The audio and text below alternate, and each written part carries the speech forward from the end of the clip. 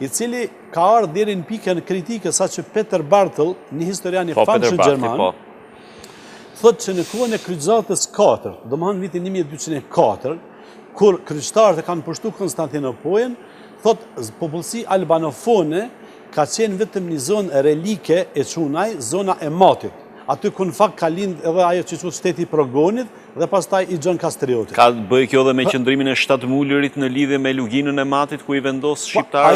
Ajo është kontinuiteti, vetmja zonë që ka ruajtur, zonë e pa romanizuar, ka qenë zona e Matit.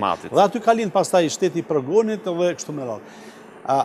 Pra, pastaj ka ardhur sundimi serb, i cili e ka qu edhe matutje përpjekjen asimiluese ndaj shqiptarëve me zakonin e Cardushanit që ka ndalu të ashtu quajtur në herezi latine, pra i ka përndjek të krishterët latin dhe ka pas fe zyrtare vetëm ortodoksin serbe.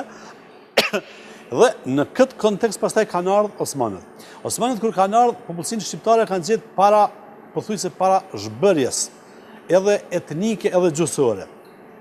Me ramin e shtetit serb, popullsia albanofone përfundon të kurrja e saj dhe fillon një proces i konsolidimit të saj, i zgjerimit të saj demografik, dhe në fundin e perandorisë osmane, popullsia shqiptare ka banuar deri në para lagjet e Beogradit, duke përfshirë edhe Nishin, Leskovcin, Vranjen, manastirin, pra ka pas një kthim spektakular të popullsisë albanofone në zonat e vjetra ilire.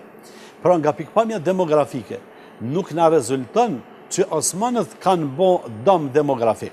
Normalisht kanë qenë 500 vjet pushtim, brenda cilave ka pas periudha të bashkëpunimit edhe të lullëzimit ekonomik.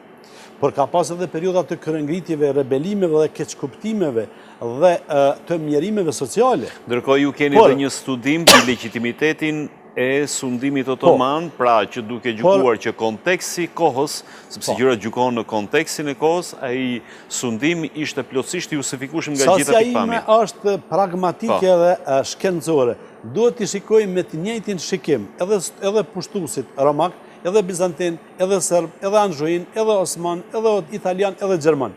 Sepse kjo mendësia islamofobike, kjo të gjithë të tjerët i ka amnestuar dhe merret tanë kohën si pllake prishun e gramafonit vetëm me pasojat e sundimit osman.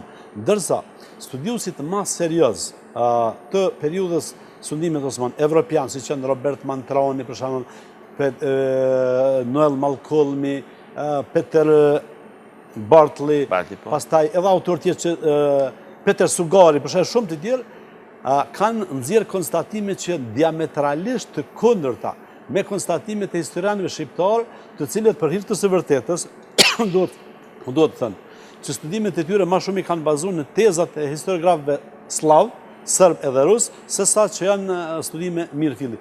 Pra, edhe nga kjo pikpamje, vetëm kam dhënë disa indikacione që kjo histori duhet të rishikohet, duhet të riinterpretohet në mënyrë korrekte të vendosen të gjitha pikat mi i dhe na të shohim cilat kanë qenë pasojat e të gjitha pushtimeve dhe cilat kanë qenë rezultatet e atyre pushtimeve, ashtu që na pastaj të kemi një pamje më të plot për të kaluarën tonë historike.